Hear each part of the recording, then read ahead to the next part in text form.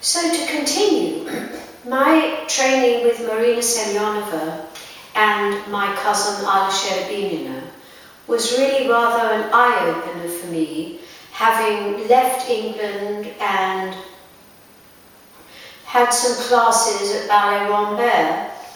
I noticed immediately the total difference between being in a major institution like the Bolshoi Ballet and what I had experienced in London.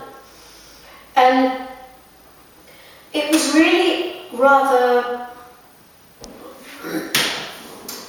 a spiritual and mental and professional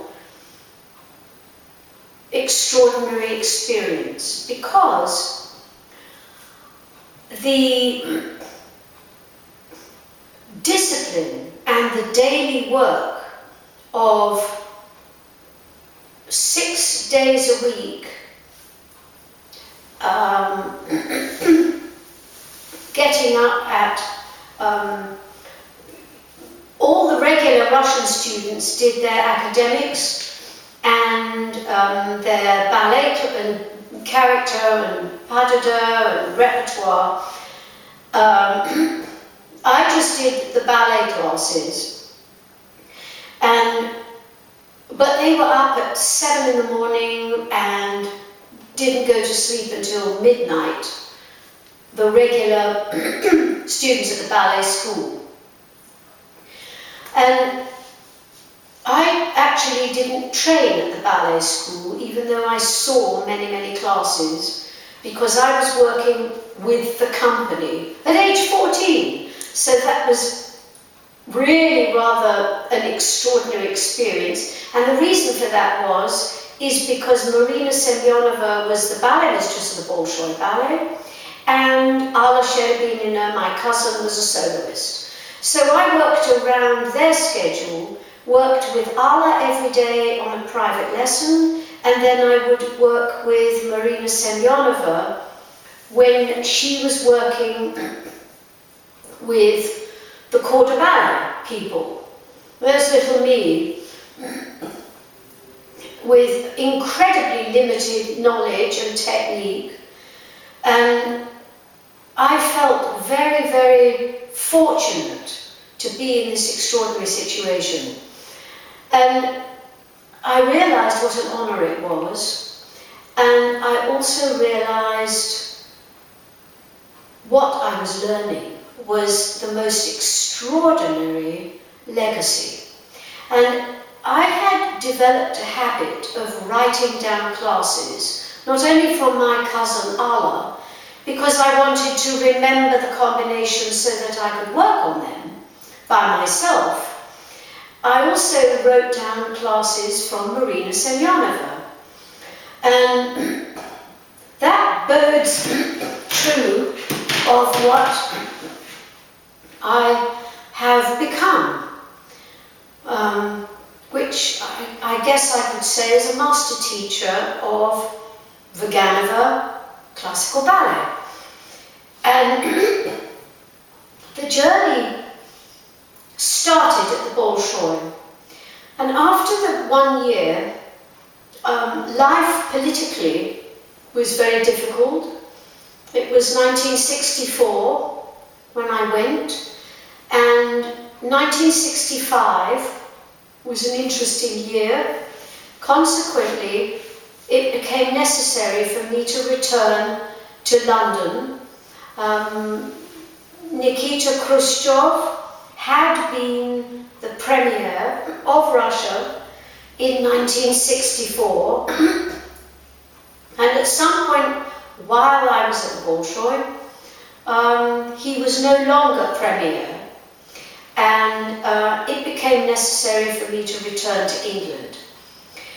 So, returning to England, Yuri Grigorovich was marvelous, and he said, "Nadyush, you are Russian, follow your bloodlines, find a Russian teacher in London." And I should add, by the way, that my first pas de deux lesson was with Vladimir Vassiliev, who was the great Spartacus and the great everything. And he taught me a lot of lifts. And I will never forget that as long as I live. He taught me the lift from Giselle, and it was marvellous. And so to come back to London, having left this remarkable place at the Bolshoi, was a little bit of what I would refer to as a culture shock. However, came back to London, and I very fortunately went to the Arts Educational School, where I met one of the most valuable and remarkable women in my whole life, Dame Beryl Gray. She was the artistic director of the Arts Educational, and also was the director of London's Festival Ballet. And I worked with her. I was at Arts Educational for about a year. And then Dame Beryl Gray hired me as an apprentice in London Festival Ballet. And she taught me so much. I adore Beryl. She's absolutely wonderful to this day, 2013. And she is absolutely incredible woman on every level. And a major support to both my wonderful husband Golden and myself. And Beryl told me, learn every role and immerse yourself in whatever you can. Meanwhile, because I had not had a year of academic education, I had to go to a cramming college to get my O-levels. And so I got English literature, English language, French, Latin and history. And I got 5 O-levels within 1 year, which was most useful because I was also working at London Festival Ballet, so I didn't have an enormous amount of time for academia. However, I promised my father and mother that I would continue my education. And not being fluent in Russian when I went to Moscow, and I had a lot of help from my family there, I couldn't participate in the academic classes at the Bolshoi because I didn't speak Russian at the time. But now, of course, I'm fluent in Russian, and I started working on it when I was 14. And my father actually taught me to read and write Russian before I could read and write English. So that was really absolutely amazing. And I felt very, very enriched by this experience to have a second language. And to this day, I still go through the English alphabet because I'm more familiar with the Russian one than the English one, as the English alphabet I learnt secondarily. Anyway, to continue, we will take a pause now and we will carry on with my career and further education at London Festival Ballet.